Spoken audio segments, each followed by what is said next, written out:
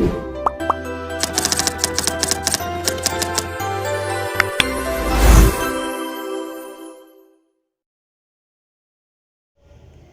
day, everyone. Today we are going to discuss about visual rhetoric analytical methodologies. But before that, there is a saying by Orson Welles.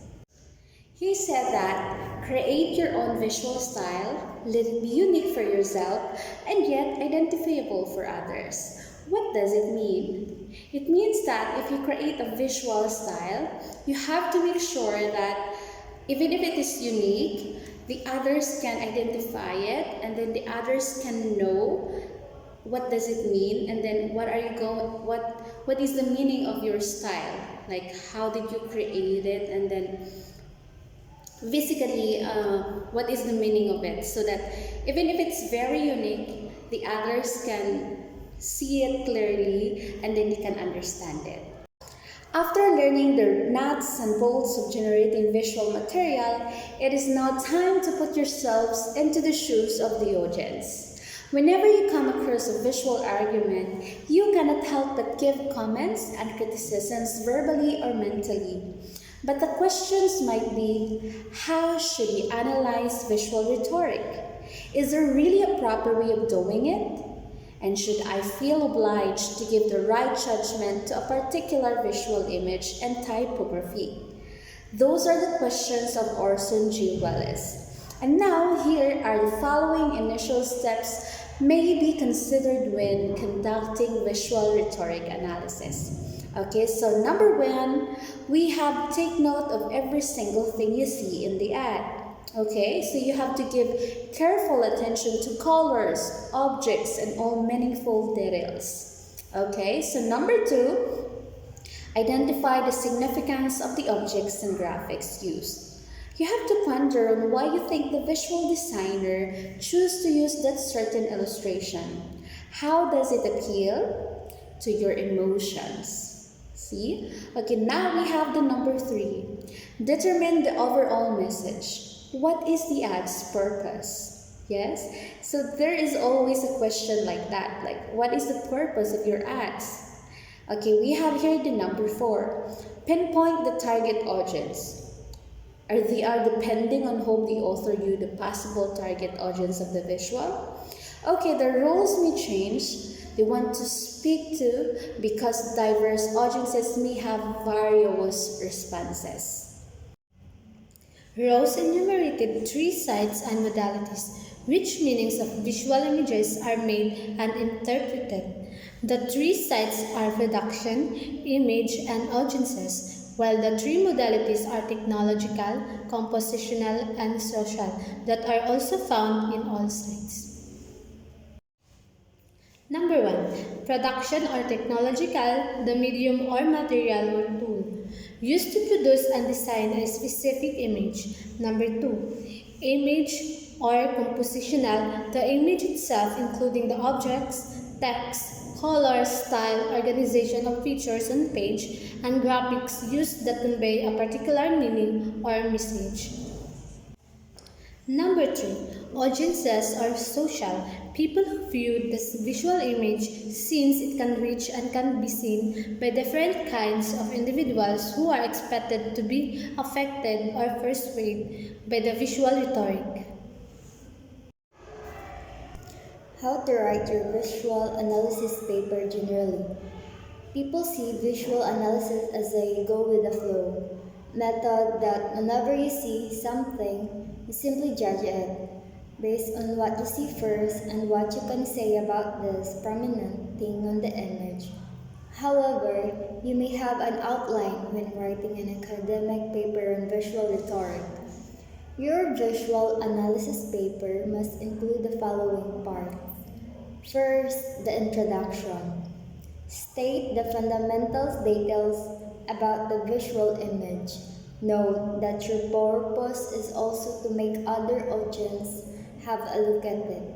You may consider one of the following. Tell interesting facts about the artwork or artist if you know him.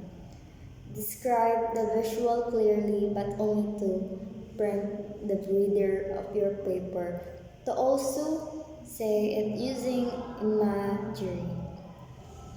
Explicate the purpose of the image itself and or artist. Discuss the position or argument of the image. Second is the thesis statement. Have your thesis statement at the end of your introduction or the beginning of your body.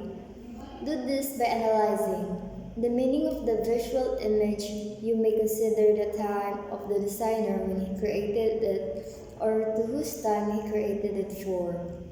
Decide what sort of claim you are writing. Is the image stating a fact, posing a claim, inculcating values, or proposing a policy, and or write your position, idea, if you are in favor or not of the claim. Number 3, body. Discuss your ideas and thesis statement with supporting ideas based on the visual image. Make sure to understand the elements of an image and state your claim.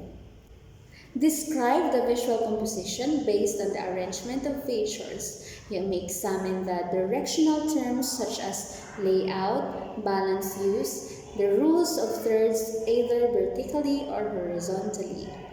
Background, you have to determine the distance of objects to know the least important feature. Now the directional terms like juxtaposition when two objects are put together to show association and relevance. Contrast when putting two different objects together. Focus on what you see first when you first look at it, which is usually at the center of the visual frame when analyzing the edges of it, including the cropped parts and margins and vector, or some lines in the visual that your eyes follow unconsciously to move in a different direction, and color, lighting, and texture techniques that affect the mood of the message, such as bright, gloomy, pastel or nude, and dark colors, whether the light is bold, plain, shadowy, or the texture is rough, smooth, organic, geometric, or linear.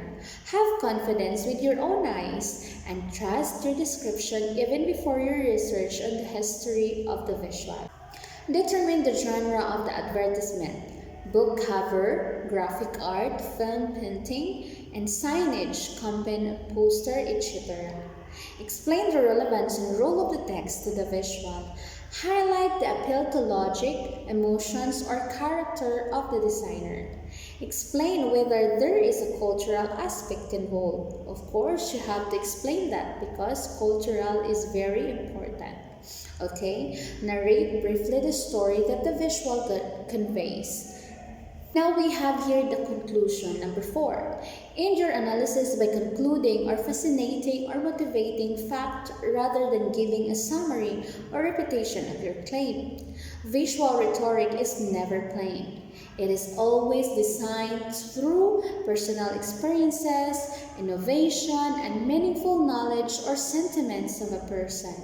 Therefore, critical analysis to visual rhetoric is necessary. There are many methodologies in conducting visual analysis, debating on what aspects to use and focus on to come with the most accurate meaning the designer wants to deliver to his audience. Thus, what matters most is when one makes meaning of something that he once thought of as meaningless.